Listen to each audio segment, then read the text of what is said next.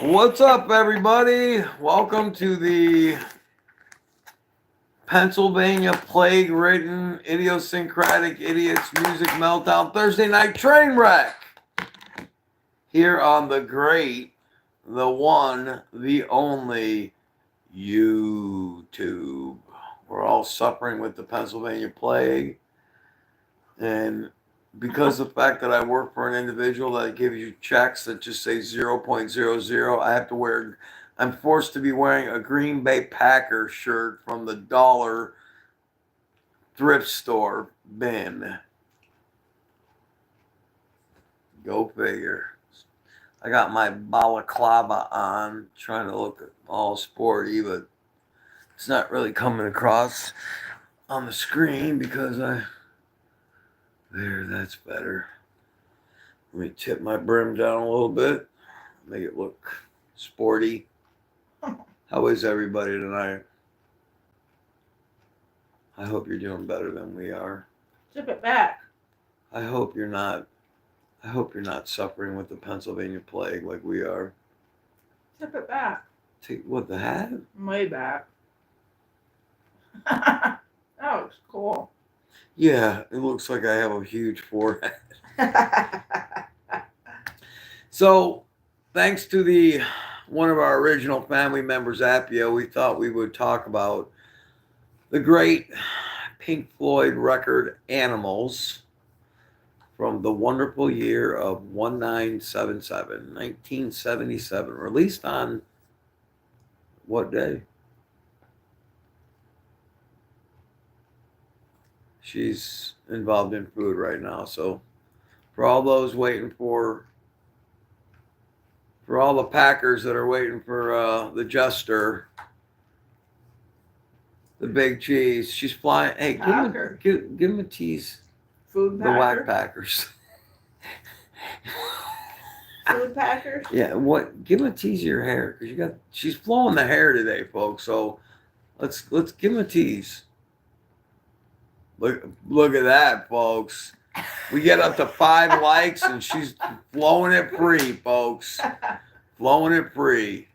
We hope everybody's safe and well. We again ask that you continue to keep all those in Los Angeles that are suffering, that lost their homes. And in fact, I thought it was interesting that I think it's tonight. Hey, Mr. M, how you doing? Good to have you. Hope everything's good in the great country of Canada, the great white north. Hope you're doing well. Hope you're safe. You're warm. And again, I think it's tonight they're having one of the these shows in LA as a benefit for those that were affected by the fire. And it's interesting that I heard that Dawes is playing, and both the guys in Dawes, their houses burned to the ground. They lost everything. So shows you the resiliency. We welcome everybody who's coming in. We're a little late getting started. We're slow moving today because, like I said, we're all suffering from the Pennsylvania plague. So we're trying to keep our minds right. And we want to, again, our theme tonight is the great Pink Floyd record Animals from 1977. We have some questions. We posted some questions on the community section of our page. So if you go to the homepage of Idiosyncratic Idiots Music Meltdown, there's 4 questions in there. Take a peek at them, and if you want to give a shot at answering them, I know Mr. M will know them probably, and I know Appio probably will. I'm sure he'll be here soon enough. But we'll Jay Smith 4. Go Pack Go. Alrighty, Jay Smith. Right now, I'm losing my Chicago Bears cred because I am a Chicago boy. So, there he is. Big Johnny Hip is in the chat. In the house. How you doing, John? Hope you're having a good evening. Thanks for joining us. We're glad you're here. Hi, John. Welcome. Hey, we need 6 likes. Oh. Oh, well, we got. Oh no, we don't have any likes. It was 6 people. Sorry. When for 6 likes, where Jesse said she'd go full Monty on the camera. So, so that's correct, Mr. M. It is based on the George Orwell book Animal Farm. And it's really I did some research about it. I didn't realize exactly how much chaos was going on during that time in the band, and so we'll go through some of that. We'll let everybody get settled in. Sorry, John, that you're not having a good day. We hope that this and you being here with the one and only Thursday night train wreck here on the Idiosyncratic Idiots Music Meltdown, that it'll turn your day around. We'll well, before we go into it, Mr. M, we'll give a chance for some others to join us. We're only did you say Mr. M is in the chat? yeah, Hi, Mr. M. and John Smith is in. Hi, I forgot John. to get the. If you want to go upstairs and get the. Where is it? Yeah, it's okay, John. You'll get to pick the music. Don't worry about it. It's okay. Don't. We got plenty of time to do. It's in my bedroom.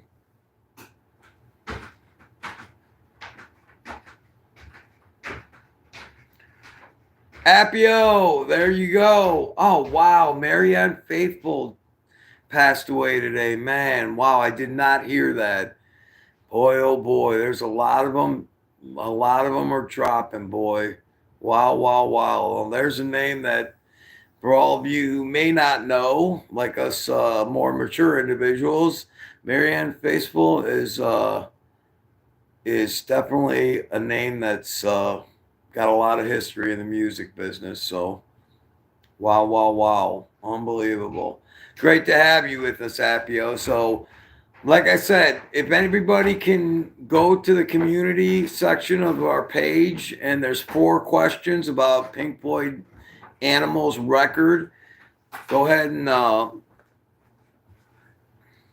Hi, Appio. Appio says when Roger Waters assembled an all-star cast of musicians to perform the rock opera The Wall live in Berlin, Faithful played the part of Pink's overprotective mother.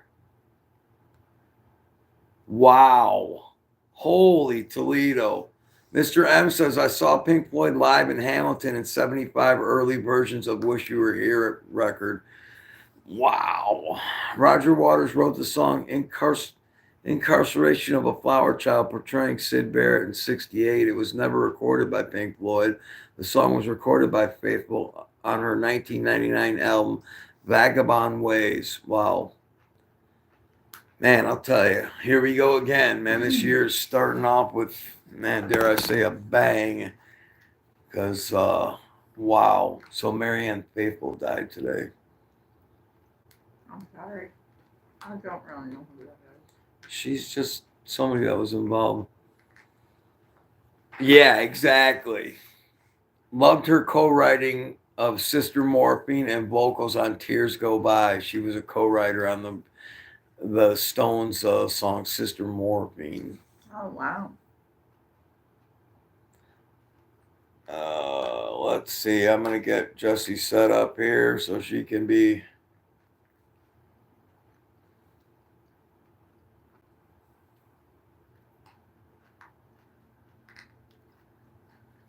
All right, give me a second as usual. Seeing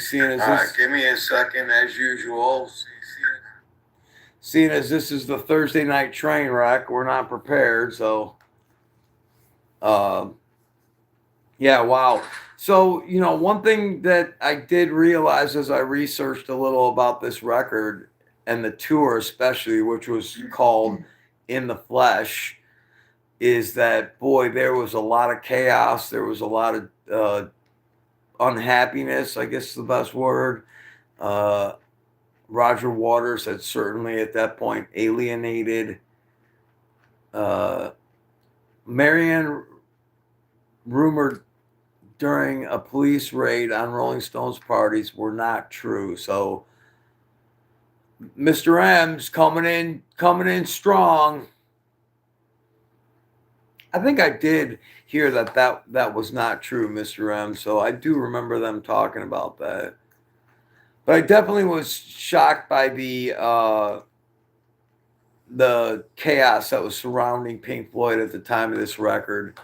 And I was also kind of surprised that David Gilmour, Richard Wright had, and Nick, oh no, I'm sorry, David Gilmour and Nick Mason said they weren't particularly proud of this record and they didn't think that they were in a very creative place.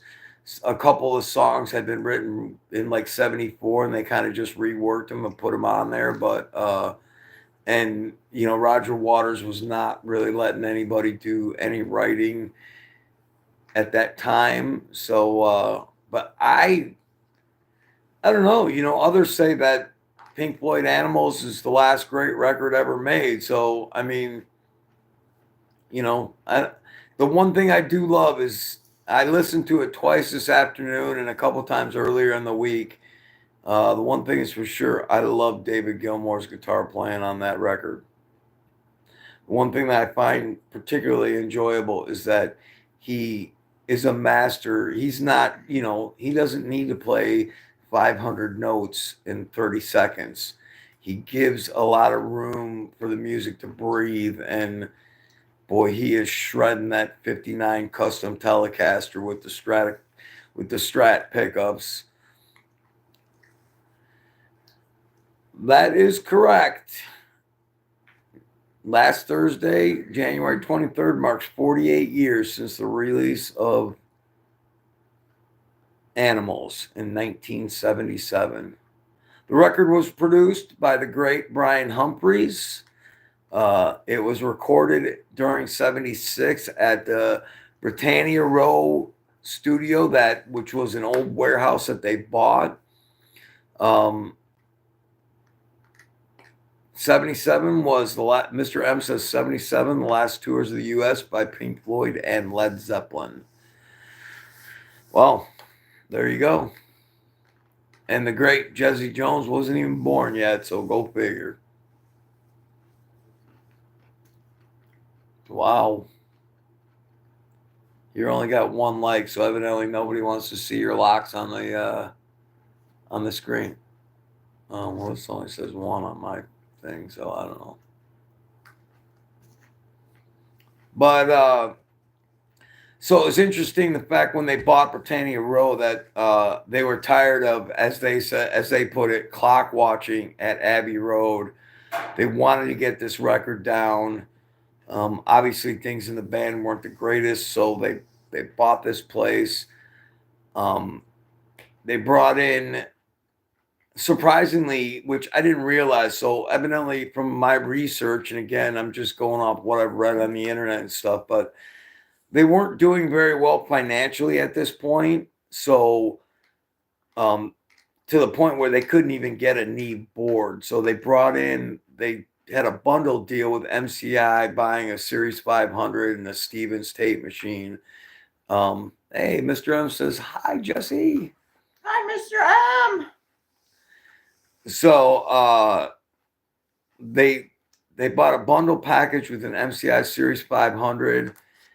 And thank you, Appio. I can't agree more, man. Gilmour, just the guy. It's so tasty guitar playing. I mean, and it's not, you know, it's not John Sykes. It's not like, you know, Gary Holt and all that, Kerry King and all that shredding stuff. But boy, he is just, and in a good set of headphones or earbuds.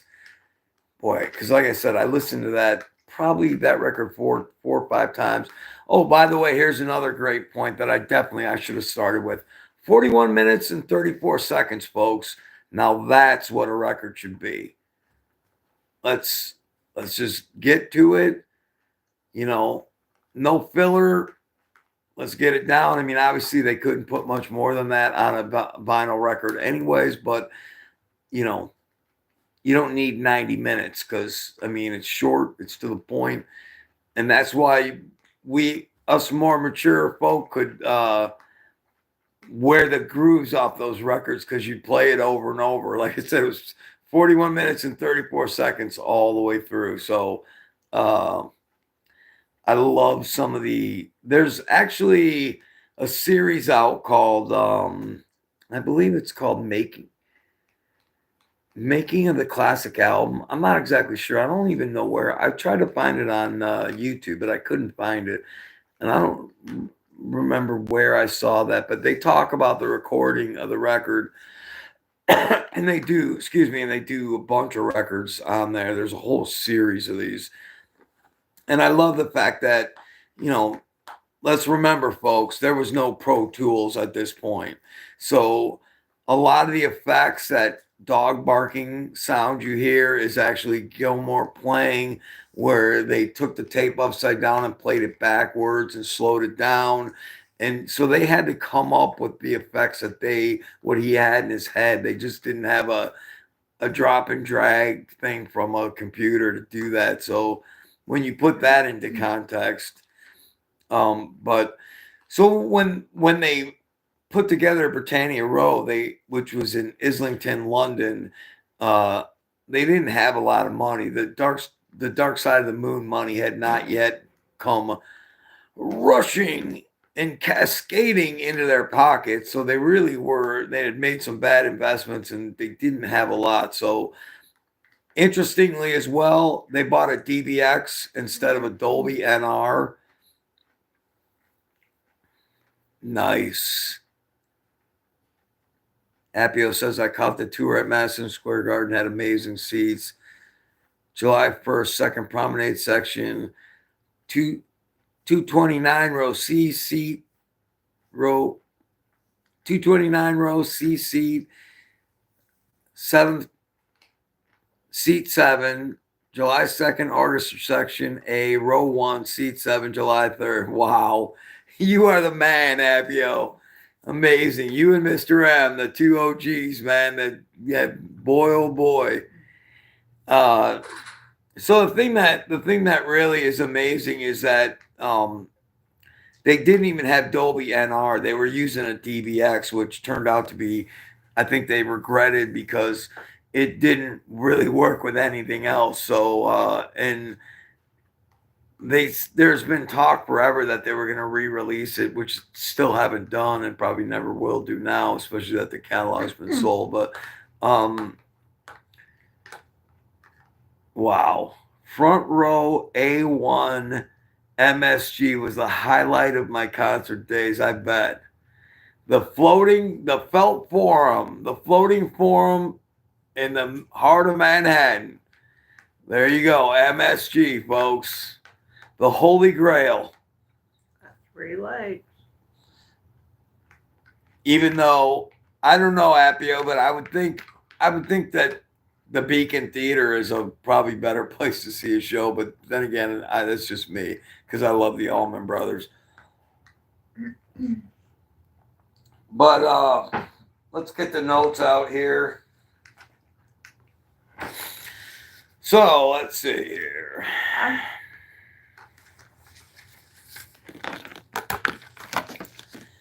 So it was released.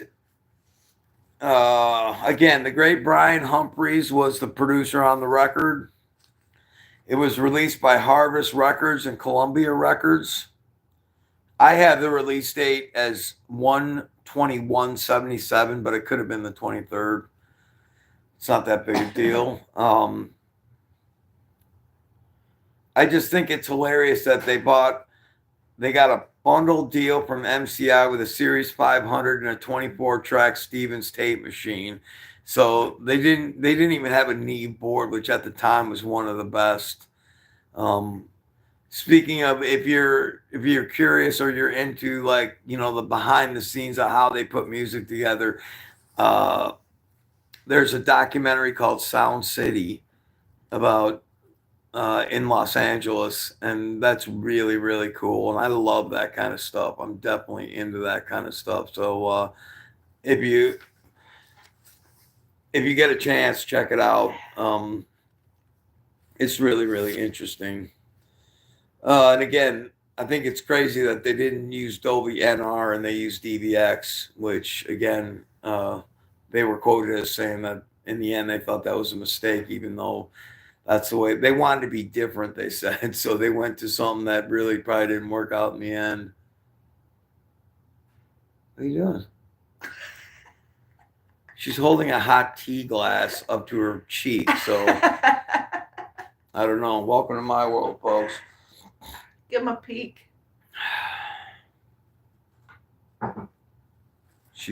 Here we go. Ready, folks?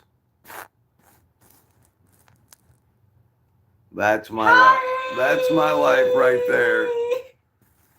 That's what happens when you get infected with the Pennsylvania plague. You start holding a hot tea glass up to your cheek, going. It's warm. So, yeah, we're sitting in here shivering. It was 41 degrees out, so go figure. Go figure. This coffee ain't helping either. Make sure you let's let Mr. M pick the next live stream if he would like to. Okay, Mr. M, I don't know if you heard Jessie because she's mumbo jumbo talking with a hot tea glass to her cheek. But you have the ability to pick what we'll talk about next week or what record you want to talk about next week. So put on your band, record, anything music. Band, record, anything music, she said. So tour, concerts, whatever you want to do. So person, put on your musician. thinking. Put on your thinking cap, Mr. M, and you're up next. You're on the hot seat here on Thursday Night Trainwreck here on YouTube. So, all right, let's see. Let's talk about a little bit of the gear that they used on that record. I don't have a lot. I couldn't find a lot of information, but I did see that Roger Waters was using an EB2 Gibson bass. Could not find what kind of amps he was using. Gilmour was using a 59 Fender Telecaster Custom with a Stratocaster neck pickup. And interestingly enough, he had it tuned down one step, so it was D, G, C, F, A, D for those guitar players out there. So he down tuned. He had drop D tuning. He was using high watt DR103 amps.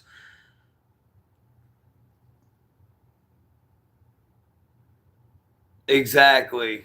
Appio says, didn't realize a couple of the songs were from Wish You Were Here. The only new song was Pigs on the Wing. That's exactly right. And, Gilmour had been quoted as saying that it certainly wasn't a very productive time as far as creativity. And they just kind of reworked some stuff. So I think maybe that was an indication of where the band was at the time and their relationship with each other. Because obviously being in a band, it's kind of like being married. So there you go, folks. So, I found that interesting as well.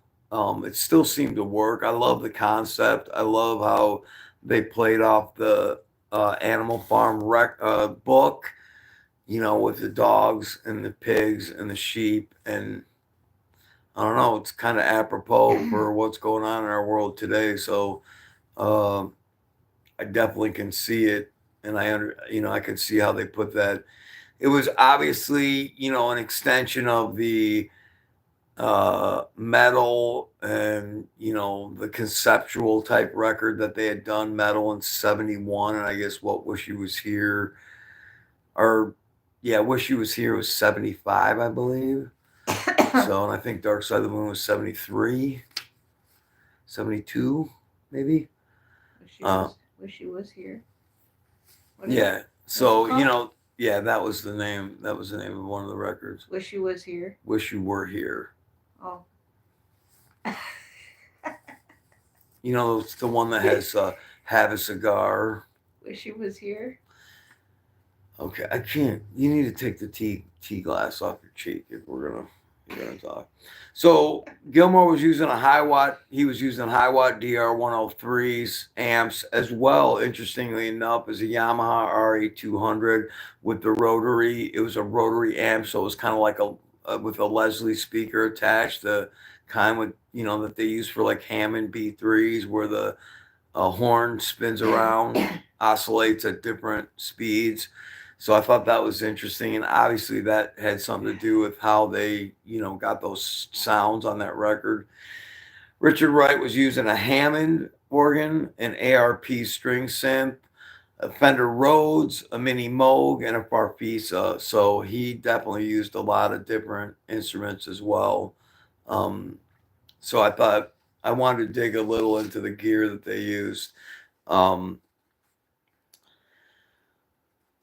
the tour that was associated with this record was called In the Flesh. It was the one with, obviously, for those that don't know, it was the one with the big pink pig flying above the stadium. I thought it was interesting that, especially at the Chicago show at Soldiers Field, I mean, the paranoia was running rampant, obviously, because Waters was thinking that they were getting robbed. They said that they sold it out with 60, I think 7,000, but they actually rented a helicopter, took photos, and figured out that there was actually 95,000 there, and they feel like they got robbed for $640,000. So you can tell where things were going in the band at that point. Roger Waters had said that he felt alienated during that tour. He was basically immediately leaving the stage afterwards and then going off on his own and not really associating with the band. I'm sure Mr. M and Apio, you know what happened in that last night of that tour in Montreal, where some people in the front row were irritating Roger Waters and he spit on them, which he obviously immediately regretted, but that was pretty much an indication of where things were at. Several times during the tour, Richard Wright had threatened to go back to England and just leave the band. They had two musicians that had worked with them a lot on the road, not in the studio, but which was Dick Perry and the great Snowy White from Thin Lizzy fame. Snowy White played on that tour, as well as played on the 8-track version of, I think it's Figs on the Wing, I think. It's interesting about the shortage of dollars, because in the Chicago show, they caught the promoter cheating, then they hired. Yeah, exactly. Exactly. And that's the one I was talking about. That was at Soldiers Field. So, yeah, how crazy is that? So, obviously, there was some, yeah, was way larger than 67,000. But it shows you how much paranoia was in the band. And, I mean, obviously, you know that in the recording, they were already kind of hurting for money. They had made some bad investments. And certainly at that point, the DSOTM, or the Dark Side of the Moon, money was not rolling in. So, that I'm sure was a little later down the road. But yeah, very, very interesting that they hired a helicopter photographer and attorney and discovered the actual attendance. How crazy is that there, Ms. Jones? It was a lot larger than they thought it was. Yeah, the promoter said that they sold it out for 67,000, and they think that there was actually 95,000. Wow.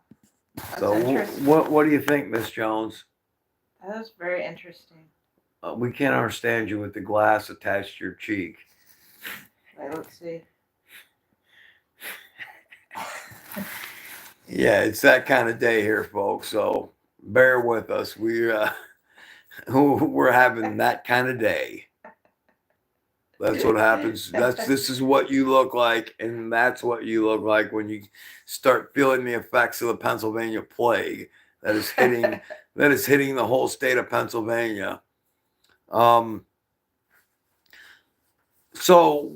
I'm sure you also know that the album cover, which is set at the Battersea Power Station, which the pig, where the pig is flying between the smokestacks, that was really inspired by Roger Waters. He lived near there, so he drove by it all the time, and that's kind of what inspired him.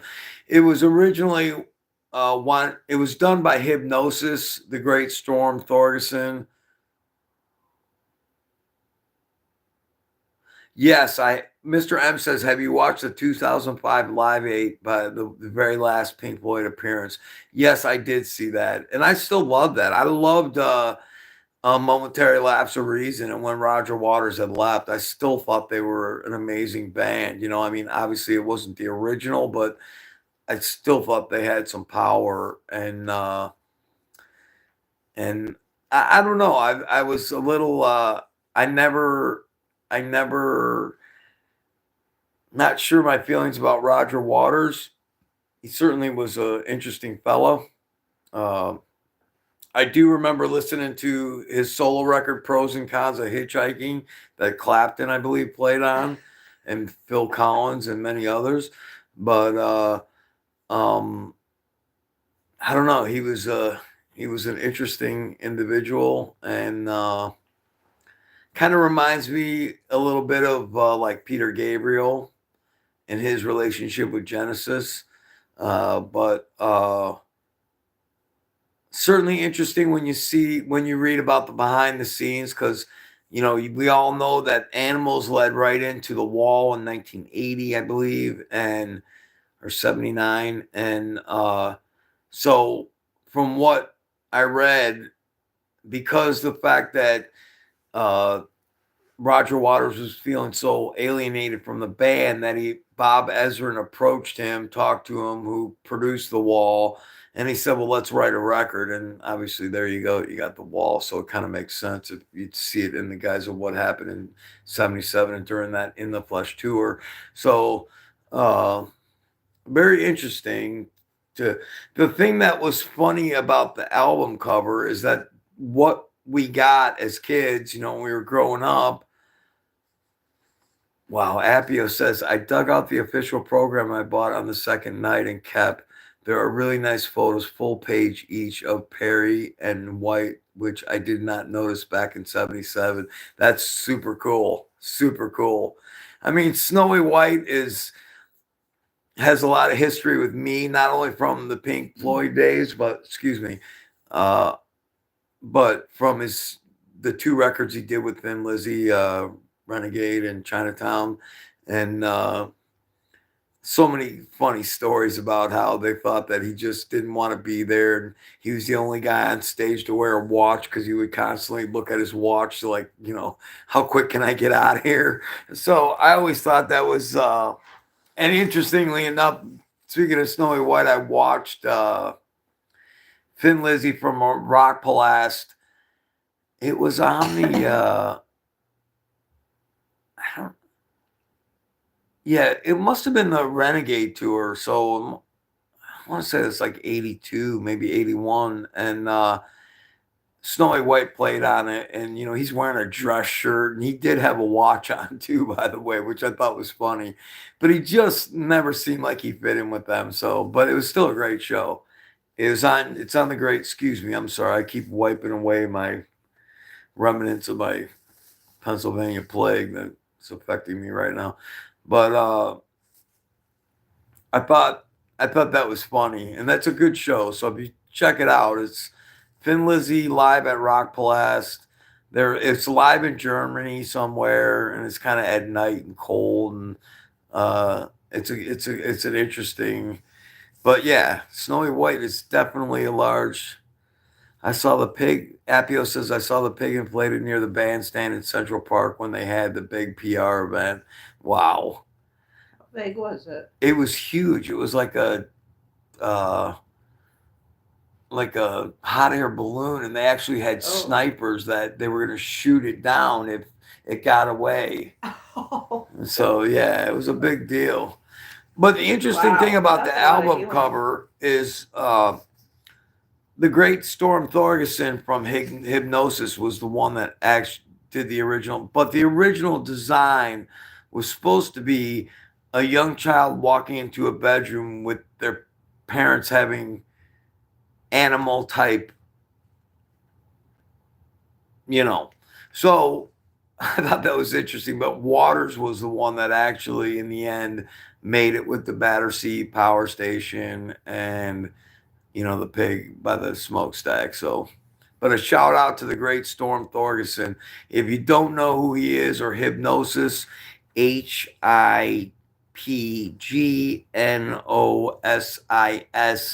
they have done UFO, Scorpions, Def Leppard, so many bands. I mean, it's too many to list. I'd be here for 2 hours listening to everything that that guy's done. So if you're not familiar, check him out. Storm Thorgerson.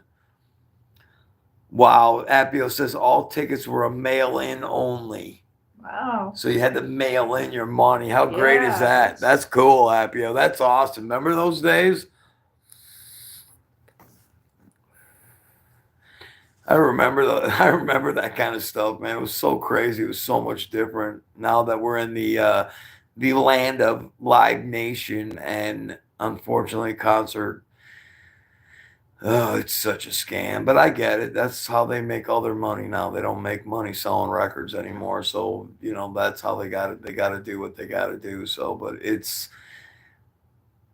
I personally think it's a scam because Live Nation owns most of it, especially all the outdoor sheds and the summer places, and yeah.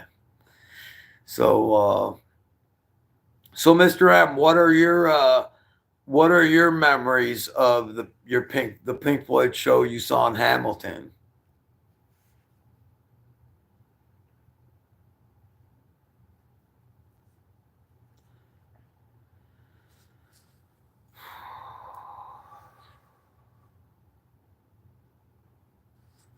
But let's see. That's pretty cool, Appio. I bet you that program has got to be worth some ducats to somebody. Man, keep a hold of that. That's got to be worth a few pennies, man, especially in this day of memorabilia and all that kind of stuff.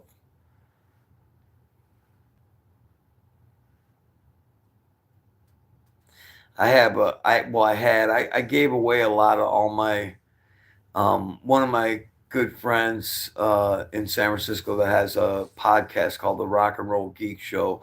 A shout out to the great Michael Butler. Hope you're doing well, MB. Hope everything's all well in the Bay. But I sent him a lot of my concert stuff, and I had a I had autograph of, and he's a big Thin Lizzy fan as well.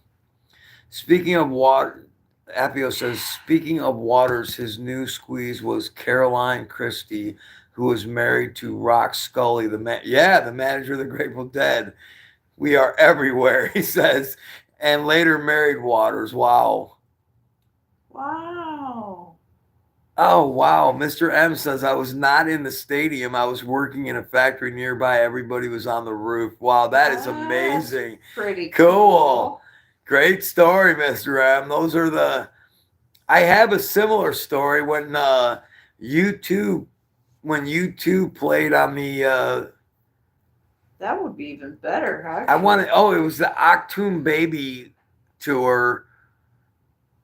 They played the Sam Boyd Silver Bowl, the football stadium at University of Nevada, Las Vegas, and I was at a friend's apartment, and we were sitting on the balcony, and it was like not far from the stadium, and we were listening. Which, by the way, the Dead played there a lot too, and you could hear the whole thing. So we never paid for tickets, but we just sat there and drank beer and smoked weed and listened to the show. So that's cool, Mr. M. Thank you for sharing that. I appreciate that. And yes, the Grateful Dead people are everywhere. What a family. I mean, just it's incredible. And the support that all the Grateful Dead, we want to give a big thank you to all the people that of the Grateful Dead family that supported us on our stories from a hotel clerk. That video has done amazing, and we've had nothing but positive response and so many cool stories by so many listeners and watchers or viewers or whatever you want to call it. So, Nothing but positive response. what? Not nothing but positive Well, I mean, there was a couple that they were making fun of my soccer gear on or my football gear on, but other than that, it was pretty positive. Hey, let's give a camera turn around. Look at that. No glass against the cheek. Come on, give a smile. Look at that. Even with the Pennsylvania flag, she's got a smile. She's got the hair rocking and her nice little black scarf. Good job, Jess. Come on, say something nice. Your turn. You talk for a minute. What do you want to talk about, Pink Floyd? Look, you even got red in your cheeks. We want to. What do I want to talk about, Pink Floyd? Yeah. Oh, Um, tell them what I had her to put the record on. Tell them what your experience is with the record. What record?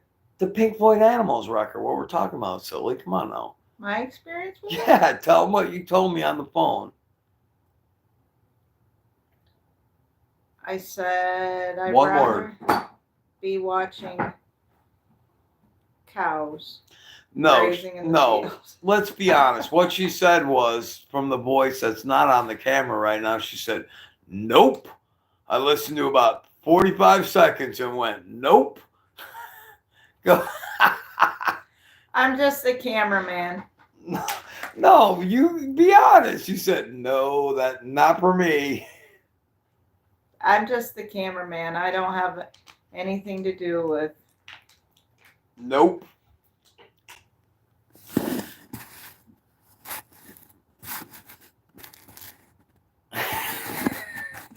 So now you know, folks, when I try to play music, when she comes to my little abode here, the musical nerd headquarters with the great mascot, give it up, Bootsy, and the future YouTube celebrity right there, Timothy Lee, your host and resident freak.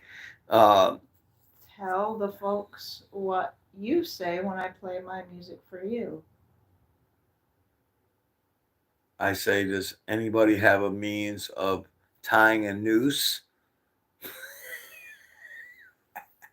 No, she listens to good music. She listens to a lot, but she listens to a lot of more.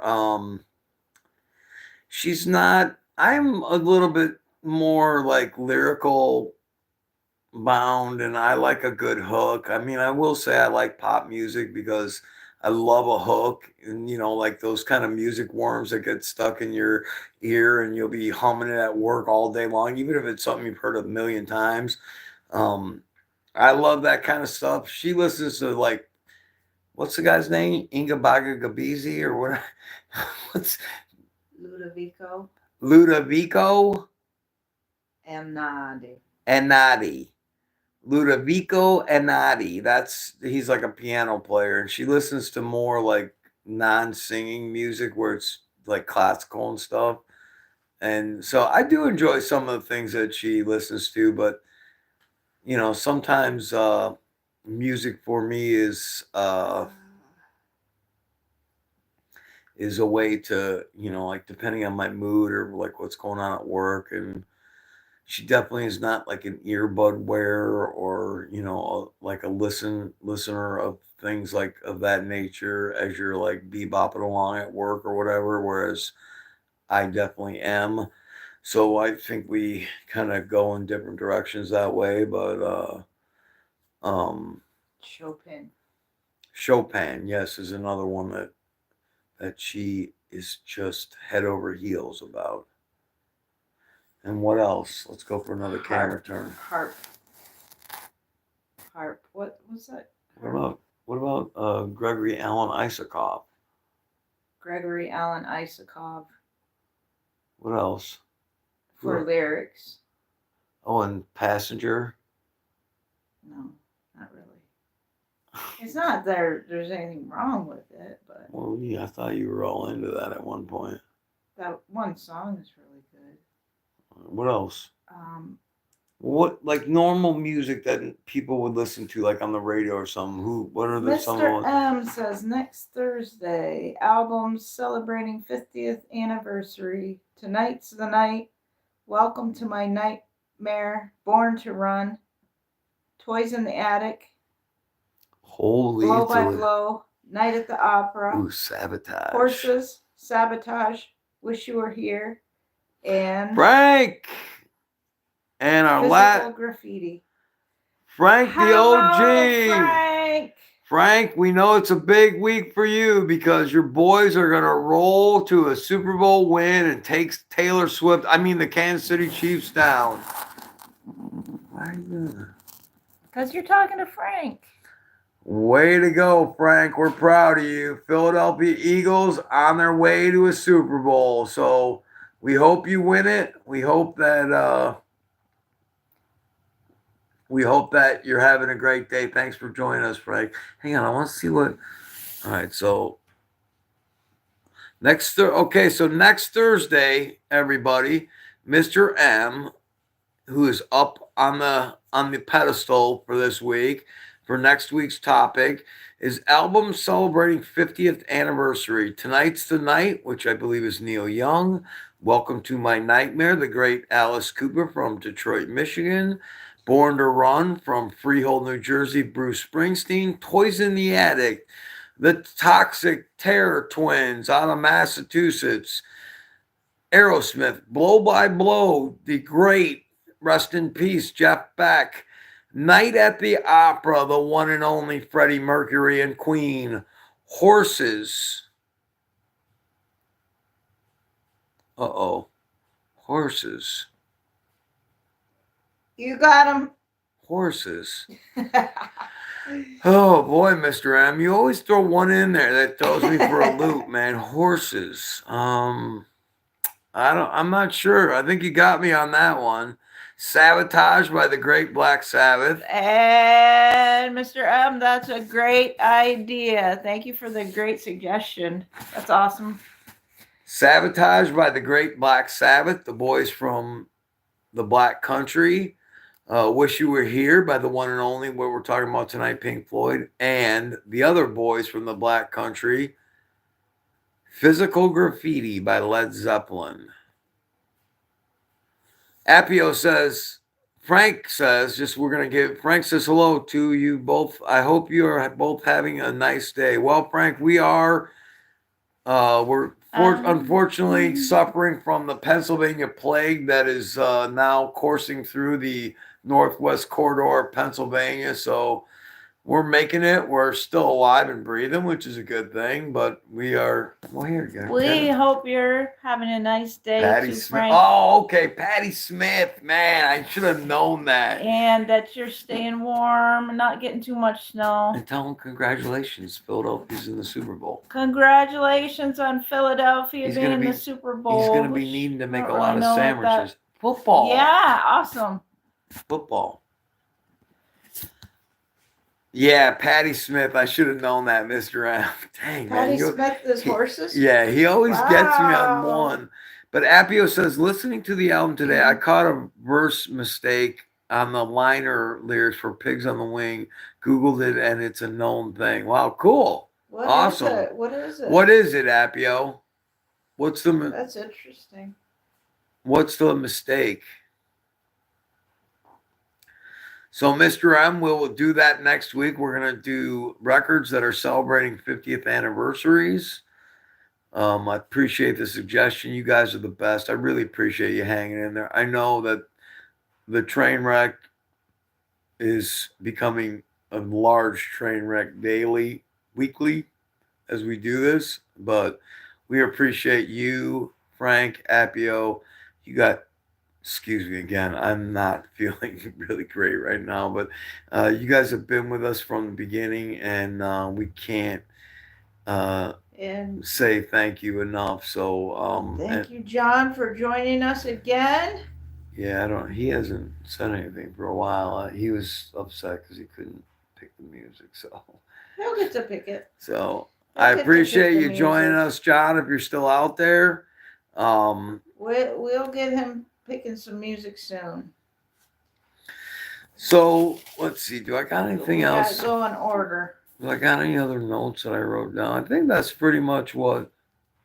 I really think that the concept of animal farms and how Roger Waters put that together, I think it really does make sense, and it certainly correlates to the world we're living in today and the way things seem to be rolling.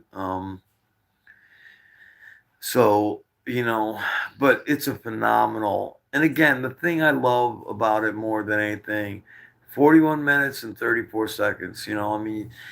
It's, if you think back, guys, to like when grunge came around and like, they were putting out records that were like 90 or CDs that were 90 minutes long. So basically more than double the length of this record.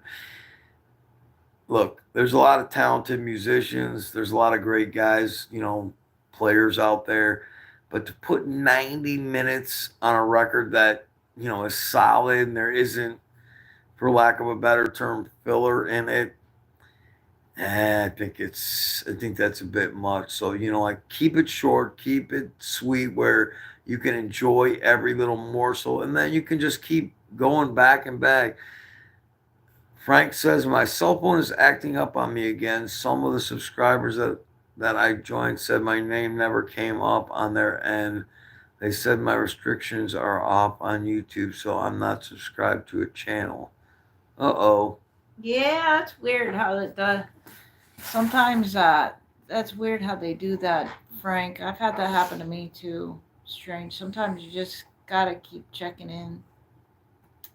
For me, personally, maybe sometimes, and I'm sure it's not your case, but sometimes I think I fall asleep.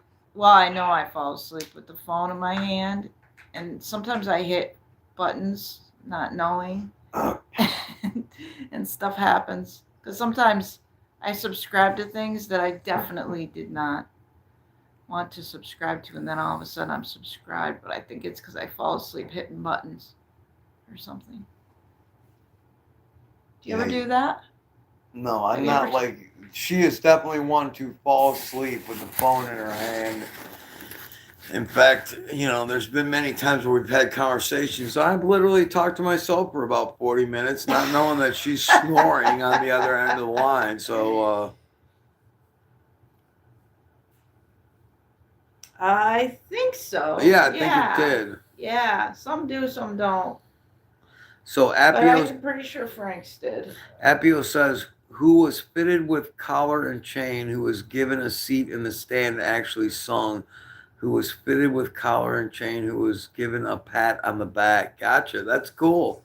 I love that kind of stuff, and that's all been lost in the music industry now that, there isn't records and, Oh, wow. and I mean, Yeah. I know that Appio and I know Mr. That's M, you can different. understand this. Jessie kind of doesn't understand this because she's from a different generation, but, like part of the lure of music when we were younger, and even well, maybe not so much today, but was going to the record store and then just flipping through the records and why I bring up I remember Storm Thorgerson and the importance of Hypnosis is that the album cover, a lot of times I bought many records that I had no idea who those bands were, but I liked the cover. And then I would go home. Sometimes I didn't like it. Sometimes I liked it. I got a good one.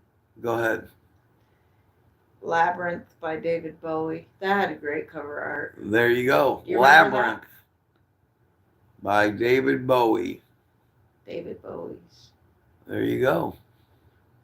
Remember that? Yeah. Do you remember what was it? There was a movie, wasn't it? Yeah, but what was the cover of the record? I don't remember it offhand. Do you remember it? It had really intricate drawings of all the a bunch of the characters in the movie. Oh, well, yeah. So it was like the soundtrack from that movie. Yeah, it's really good. And I mean, that was the cool thing, and that's why I bring up Storm Thorgerson's name in Hypnosis. I mean, like I always think about, do you all remember the Scorpions Love Drive where it was the guy, or no, I'm sorry, Animal Magnetism, where it was the guy with the girl, with the hand on the girl's thing and... Come on. Okay, well, I'm just saying. I'm not being... Sorry, I apologize, folks. I'm not trying to be crude or rude or anything like that. I'm just saying that All right. Frank said he put his vote in for the Pink Floyd question that you All sent. right, thanks, Frank. Well, what the question is, so what did you answer, Frank? So it charted in the UK, Pink Floyd Animals at number 2. That was the highest chart ranking it got. And in the United States, it was number 3. That was the highest ranking that record got. So there you go. Boom. Boom. There you go. So we hope you guys are all righty. I'll put in number 2. Well, I think that was number 1. Was number 2? I'm not sure. Good job, Frank. Number 2, it was right. Yeah, that it was was the correct answer, right? Yeah, it was 2. Good job, Frank. Good job. So yeah, we're so thankful for you guys. We love having you, Mr. M. Appio. Your knowledge is amazing. I know a little. You guys know a lot. You have a little bit more. I'm trying to hold on to all those memories of concerts. I remember, you guys were talking about shows you went and saw. So I'm thinking about saw Elvis Costello and the Attractions on the Armed Forces Tour at the Aragon Ballroom in Chicago on March 10th, 1979. I remember seeing the Sex Pistols, not the Sex Pistols, but the Plasmatics with Wendy O. Williams at the Aragon Ballroom in right around the same time. Appio says, to have that artwork in your hand and to read all the credits plus many albums that had lyrics, and the bonus was that if you had a double album, you could sort out the C's from your weed. Exactly, man. It was definitely the automatic weed cleaner platform, man, for sure. Come on. That was part of the 70s lore. I'm not glorifying drug use, but that definitely was part of it, man. There's no doubt about it. Where's do you have a pen? It's on the table underneath the. Why you wanted to get one? Because I want to write down Mr. M's suggestions. There you go. Because we're not going to get to see the live chat for another day. Go. All right, Mr. M. The great Jesse Jones is writing down everything that you had written, so we have next week's. That's so true, Appio, and that I miss that, to be honest with you. I remember seeing Black Sabbath and Van Halen. It was Van Halen's first tour on the first record at the International Amphitheater in Chicago. I believe that was in. Records sounded the best. I want to say that was in 78, at some point in 70, maybe late 78 or early 79. I know Sabbath was on the Never Say Die tour, and they were pretty much dead and buried at that point. Ozzy, it was so bad. They were not really great at that point, but that was a great show. I remember seeing a Super Bowl of rock in Chicago with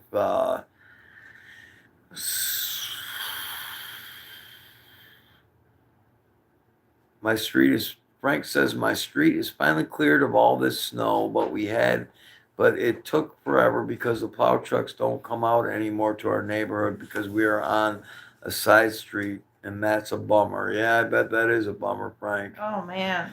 But hang in there, brother. Your team is going to the Super Bowl. You better start getting ready to make a lot of sandwiches to help all those people, because they're going to be going crazy in the streets when they take down Taylor Swift. The Kansas City Chiefs.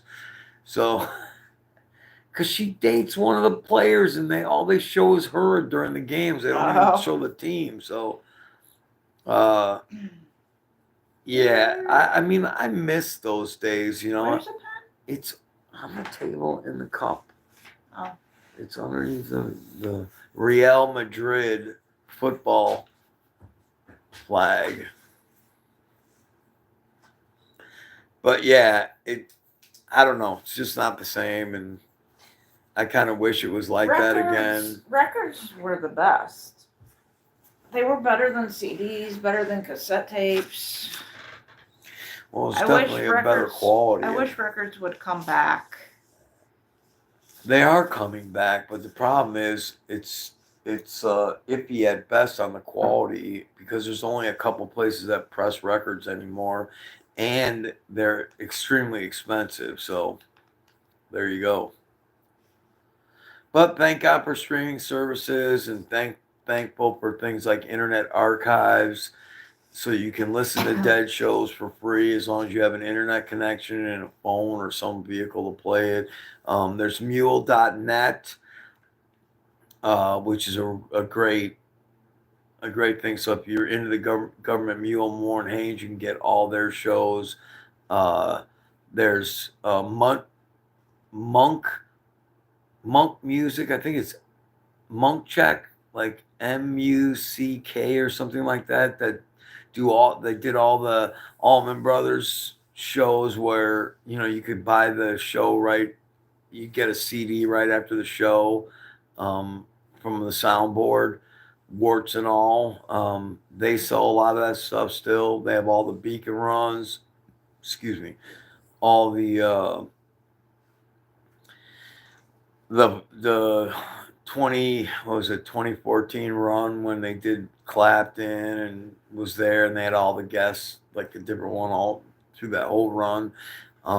There's a lot of stuff out there, so thank goodness for that. So the music is there. We also have the one and only YouTube, which we're on now, and we can't thank you guys enough for joining us. Like I said, we're a little slow moving tonight. I got lots of stuff going on in my work life right now, so uh, I ask that you guys keep me in your thoughts this week. I have a huge week coming up, probably the biggest of my life, and so I could use Mr. M, Appio, and Frank.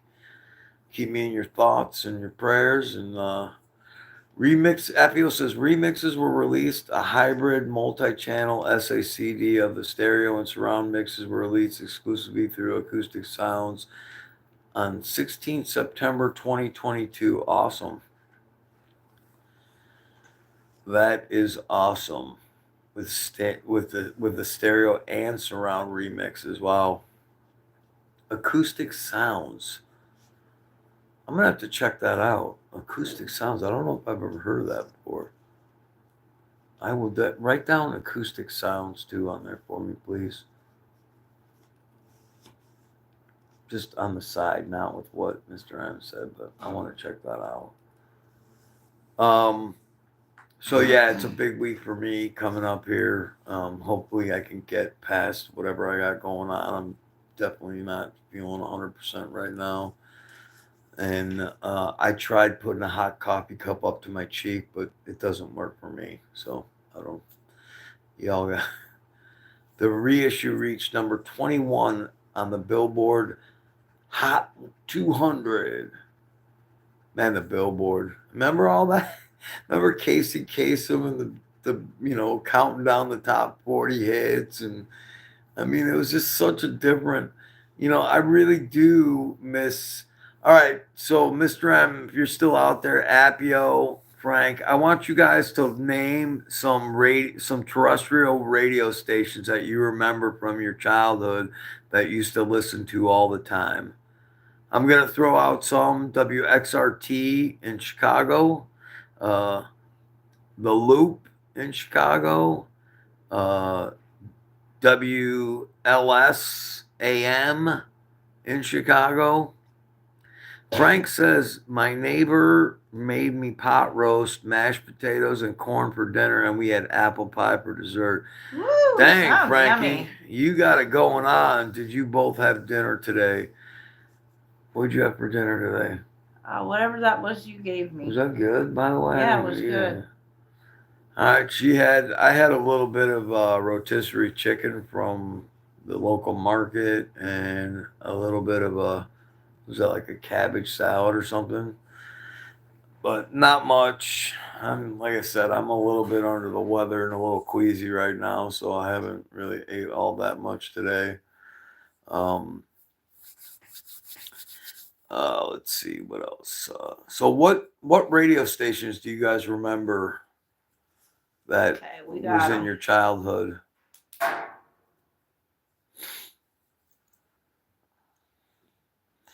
Hit me, boys. Hit me.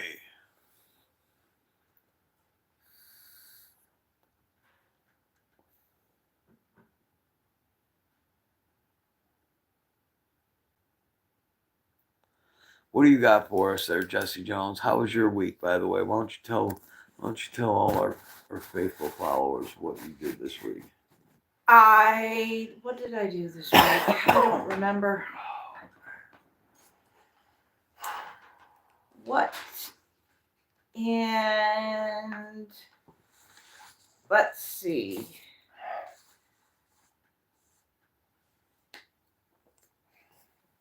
I don't really remember what I did this week. That's the best you got, huh? Why do you keep turning the camera back towards me? What are you afraid of me? I cleaned toilets, lots of toilets. Well, that's a little bit too much information, but thank you. I vacuumed floors, I mopped and swept and washed walls and took care of chickens, cats, quail, got a bunch of quail eggs. Got a whole bunch of chicken eggs. There you go. My favorite out of Greenville, Mississippi, Country 900 WDDT. Let's give a shout out for Country 900 WDDT out of the great Greenville, Mississippi, which I believe is right in the heart of the Blues Road in Greenville, Mississippi. You go and get meat and three, or what is it?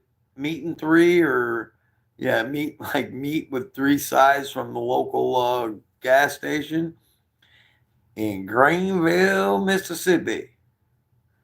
Get you some greens and some fatback and some fried chicken and chitlins, and boy, I bet you there's some good food down there, Appio. Yeah. You ain't gonna find it up here, that's for sure. So yep, Frank, we did have a little dinner. Doing my best trying to keep it down at this point, but what else you got going on, guy? You got to help me out. I'm fading at the 8th pole, as they say in horse racing. Yeah, we probably. Well, we're gonna wrap this up here, folks. It's been a late night. Just worked late tonight.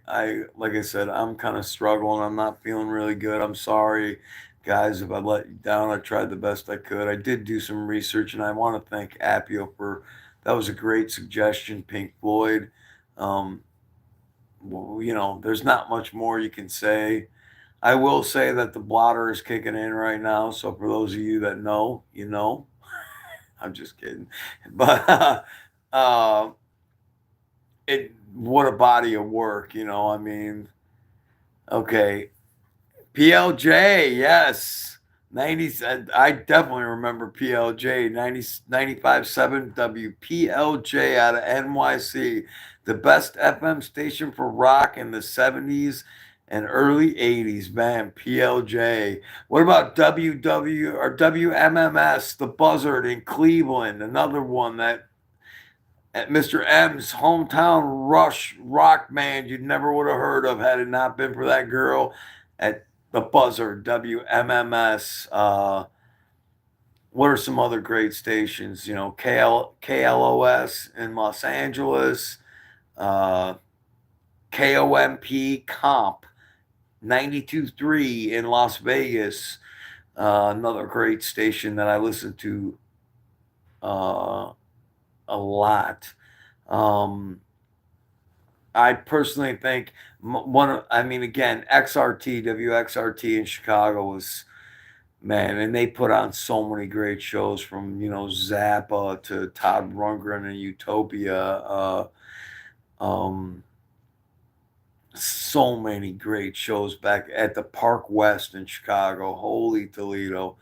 I mean, it was just a murderer's row every night. And there was a great show, like, probably 20 days out of the month. There was constantly something great going on. And then there was all the blues clubs, the Checkerboard Lounge, the Kingston Mine, Roses on the West Side. Now you have Buddy Guy's Legend, which, by the way, if any of you all get out to Chicago, you definitely got to go to Legends and Buddy Guy's Club in Chicago right now. Excuse me. Uh, um, Kingston Mine as well. It's the coolest place you'll ever. Blues Club. So what it is, if for those of you who've never heard of the Kingston Mine in Chicago, it's two stages in one building. So all the crowd goes to one side and you see a band play, and when they're done playing, then you all move over to the other side and then you can see another band play on the other side of the venue. It's the coolest place ever, and been there many times, seeing Otis Rush, seeing Buddy Guy, seeing Albert Collins, seen Muddy Waters played at my high school, so there you go. Little Walter, uh, Pine Top Perkins, um, John Lee Hooker. Uh, man, who else did I see? I'm trying to think of Hubert Summerlin, Bob Margolin, who was Muddy Waters band leader. I mean, so many. WKRP in Cincinnati. There you go. Howard Hessman is the actor's name. Boy, I can't think of. And then Lonnie Anderson. WKRP. Jesse, do you even know what that is? No. It was a TV show in the 70s, man. WKRP in Cincinnati. That's great. I wasn't born yet. I know. You're one of the young folk. I was already a teenager when you were getting birthed. All right, let's give a shout out to Dale Akins for the great suggestion of. Well, here, you do it. Let's get the camera. You're the man. No. I'm going to ask. You get the camera. Go. We want to thank our one and only Dale Akins, who we love and adore here, for giving us some awesome suggestions. And we want to go over, he suggested that we start asking questions and then answering them, because music questions. So we're going to go over. I'm going to ask the question, and then Tim is going to answer it. So, who designed the cover art for Pink Floyd's album Animals? We're going to go over them one by one. Storm Thorgerson, Hypnosis, with an assist by the great Roger Waters. Number 2, when was Animals released? Depending, it could be, it's up for debate, but around January 21st, 22nd, 23rd of 1977. Number 3, who are the 2 touring musicians who played with the band during the In the Flesh tour, which was related to the album? The great Animals. Dick Perry and the one and only Snowy, what time is it, White? Snowy White. And number 4, what is the significance of the different animals on the cover? The cover art of the album Animals. What is the significance of each of the animals on the cover art? Well, the dogs are the ruling elite, and the pigs are the ones in the middle, and the sheep are the worker bees.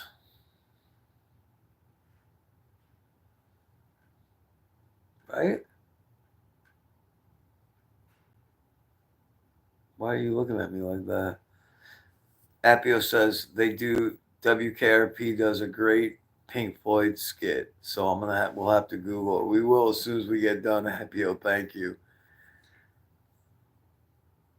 It's like, about the ruling class, those that are the haves, the middle, and the have-nots. And how the have-nots in this story of this record actually rise up and end up winning in the end.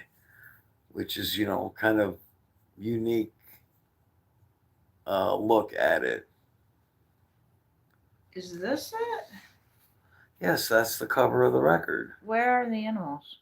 Well, there isn't. It's just a pink pig in between the smokestacks. Well, what are the? I thought you said there was a dog and. Well, there's a song called Dogs and there's a song called Sheep, and it's about the pigs, the sheep, and the dogs. So there's not. Not on the album cover, but in the actual music of the record. You could have told me that. Appio, we got a lot of work to do with this young lady, man. She's not. So there's only a pig on the cover. She grew up in a high Amish community in the middle of nowhere, and unfortunately, somehow life just passed her by, or I'm not exactly sure. Okay, well, what is the significance of the animal on the cover? Well, the pig. I mean, why don't you go read George Orwell's Animal Farm, and you might kind of understand how. I'm gonna look it up. But better yet, here, Appio and Mr. M and Frank, here's a good idea. Maybe you just need to listen to the record and you'll understand it. Unfortunately, I can't get her to listen to the record, so maybe she can't draw her own conclusion to it. So, all right, guys, we're an hour and 16 minutes into this train wreck, and I think we want to thank everyone. We want to thank you, Appio. Thank you so much for the great suggestion and all your memories. Mr. M, I love hearing your stories. Appio, Mr. M, thank you. You guys for being here. Frank, Appio, and Mr. M, you are our OGs, and John, you're getting in the mix. And Justin, thank you. Go Pack Go.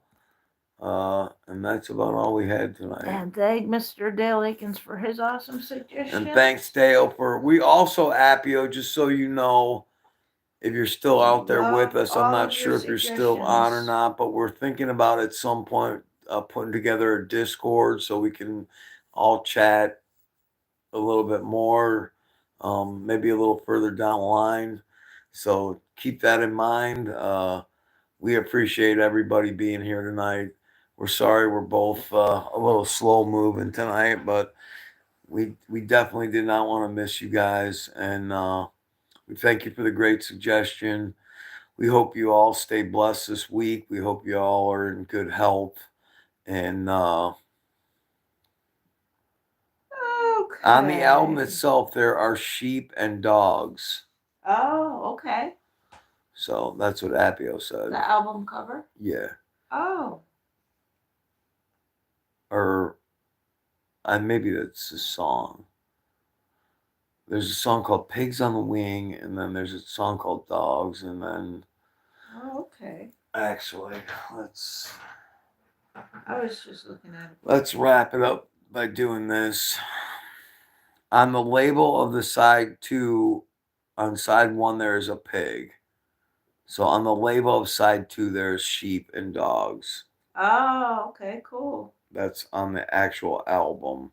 All right, thank you. Appio to the rescue as usual, because he's a lot smarter than I can ever wish to be. Let's see. For posterity, so here's the listing for the actual record. Track 1 is called Pigs on the Wing Part 1, 1 minute and 24 seconds. And then we have Dogs, 17 minutes and 4 seconds. And boy, oh boy, I'm telling you, folks, if you cannot enjoy that music, I wonder if you even have a pulse, because that is amazing stuff. Then we flip over to side 2, and we have a track called Pigs, 3 different ones at 11:28, and Sheep at 10:20, and then Pigs on the Wing Part 2, 1:24, and that wraps up the record. Appio says, okay, guys, peace out and keep listening to music. It will heal you. Thank you, Appio. You are very right. We really appreciate all that you bring to the channel, Appio. I cannot thank you enough, Mr. M, Frank. We really appreciate you guys. Thanks for joining Thanks us. for being Thanks for here taking with us, everybody. Thanks for taking time out of your days to join us here. And we love you guys. Be blessed this week. Go ahead, Jess. Thank you so much for being here, for all the great suggestions and all the music facts, because it's very interesting. We love learning. We got a lot to learn. I do, especially. Oh yeah. Amen to that. But we have fun as always. We really love you guys. Appio, I hope you have a great week, Mr. M. Everybody, stay blessed, stay warm, stay healthy, and remember, let's keep music alive, and let's always let's keep it loud. Have a great night, everybody. Thanks for joining us, guys. You mean the world to us, and you really make our weeks, even when we're not in the best of situations. We appreciate everything you guys do for us. So have a great week. We'll see you next week as we talk about albums that turn 50 from a suggestion from the great Mr. M. So you guys all have a great week. We'll check the community post because we'll put some up there, and we'll have some questions, and we'll have some fun next week. And thank you so much for all being with us. Have a great week, everybody. Bless you, and keep it loud.